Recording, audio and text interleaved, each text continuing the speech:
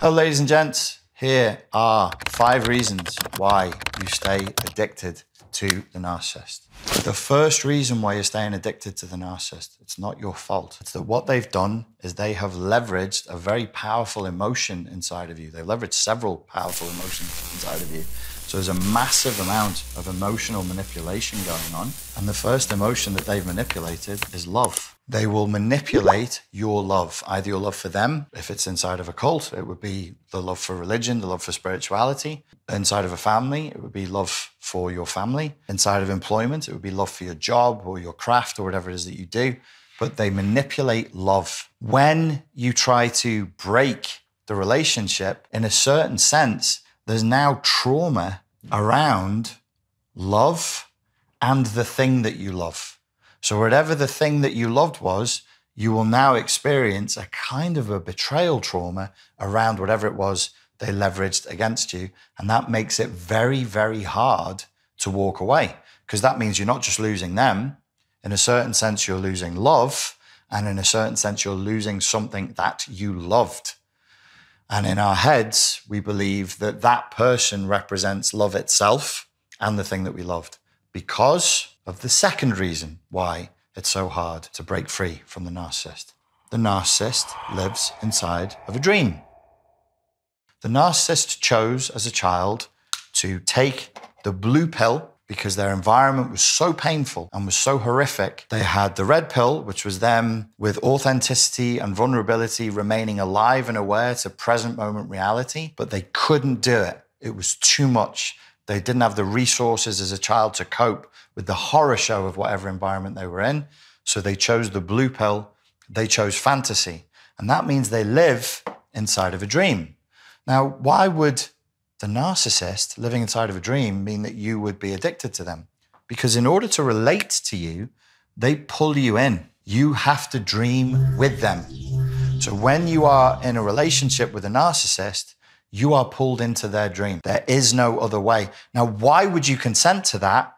Because you would consent to that because you got on the hook through love, through loving them or loving something that they gave you access to, or both. So the hook was love. They pulled you in. They said, dream with me. Get into my matrix pod with me. Take the blue pill with me. I'm a god in this simulation. I'm there to be worshipped in this simulation.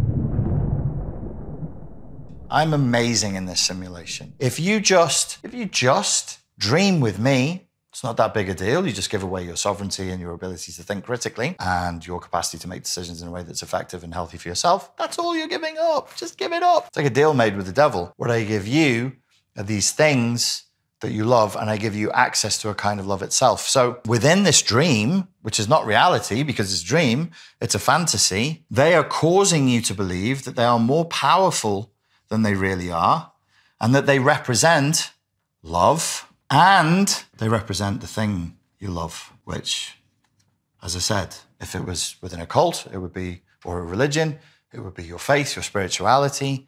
If it was inside of an employment, maybe it's your craft, which could be, I don't know, music or access to science or some specific field.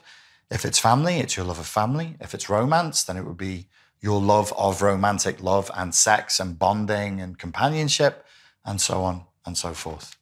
If you've got kids with them, then the children themselves will become articles of leverage through love to be used against you. And they will do that with zero compassion and zero compunction, no moral boundaries whatsoever. If you expect moral boundaries, you'll get hurt. Expect no moral boundaries there.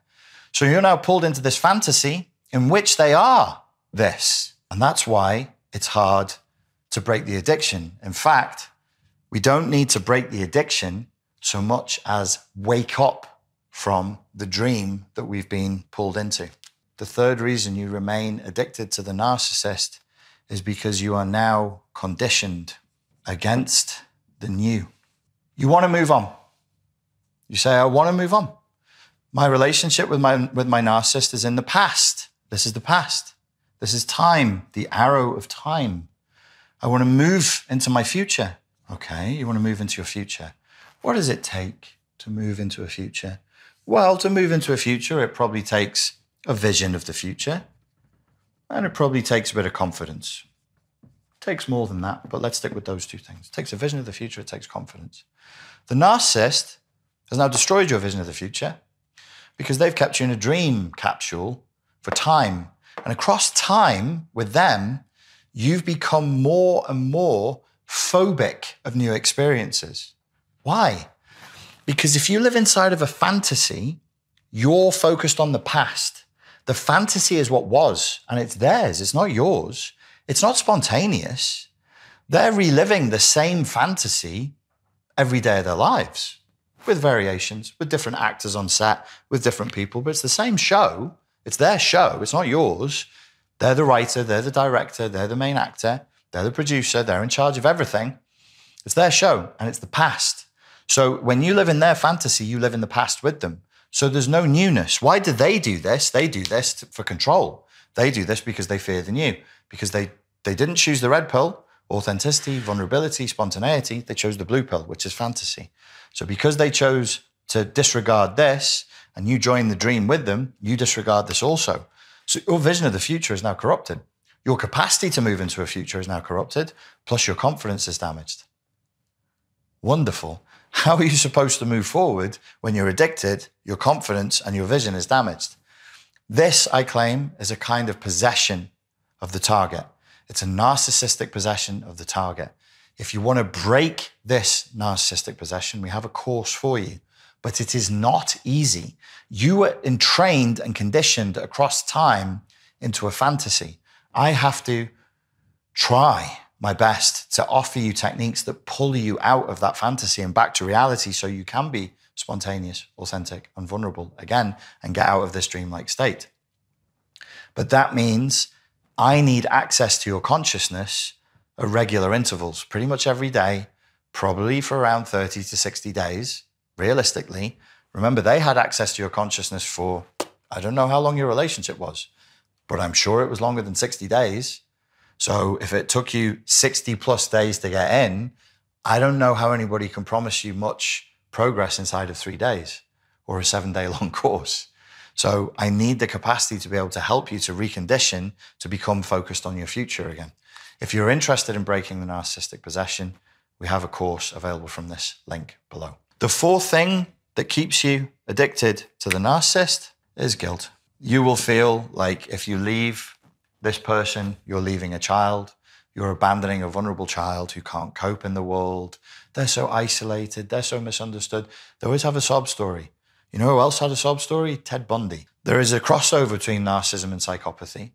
Psychopaths who've been interviewed in prison, particularly psychopaths, I think it was serial killers, if I'm not mistaken, because they're already in prison, they got nothing to hide, and all they can do is just gloat about their crimes. And if somebody's going to come in and give them a bit of attention, narcissistic applied, they'll tell them the truth.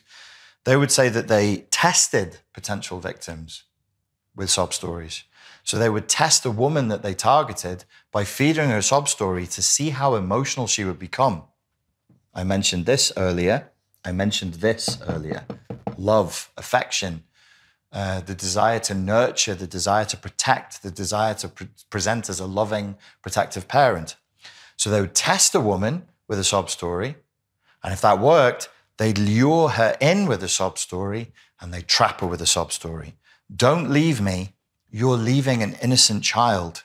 I even know of a case where the guy was sending to his victim pictures of himself as a baby and literally wrote to her in text form, if you leave, this is who you are leaving, an innocent child. I know multiple cases where people have done this. You're not leaving an innocent child, you're leaving an adult, but inside the dream that they've created, this is their truth now. This is their truth now to get you to submit. Before they were an amazing, godlike whatever, but now, in order to guilt you into staying, they're going to present as an innocent child. The fifth reason why you struggle to leave and remain addicted to the narcissist is because you are now addicted, like a crackhead, to the crack cocaine of drama. One thing all narcissistically abusive relationships do is push us out of our comfort zones and make us experience things that we're not used to experiencing. Some of these things are horrible, but it's still, because of the way human neurology is set up, it still becomes conditioning and addictive if it's traumatic. Some of the things they'll do are pleasurable and you think like, oh, that makes sense that I wanted more of that. But some of the things they do are simply horrible. But because nobody has ever done that before, that micro trauma delivered again and again and again that pushes you out of your comfort zone and into the new at a pace you're not ready to accept it actually addicts you more to the person. I've written drama there, but it's in transactional analysis, which I'm going through myself currently in my therapy. It's called incident hunger. There's actually a hunger for incidents, which means you want drama. You want things to happen. You want to experience the thrill of some kind of living inside of a, I don't know, a Mexican or a Serbian telenovela where, you know, just strange, crazy things are happening all the time and you're constantly arguing. So you become addicted to the externals of the incidents, but of course what you're really addicted to is the chemical cocktails that your body is producing endogenously around this stress, around this drama. Even the emotion of righteous indignation can become addictive. So in order to escape, we also have to acknowledge this and get ourselves back to normality. And as a big part of the Break the Narcissist's Possession course is teaching you how to get back to baseline, calm, adult normality and like it, because a part of you actually really likes this. But you can do it.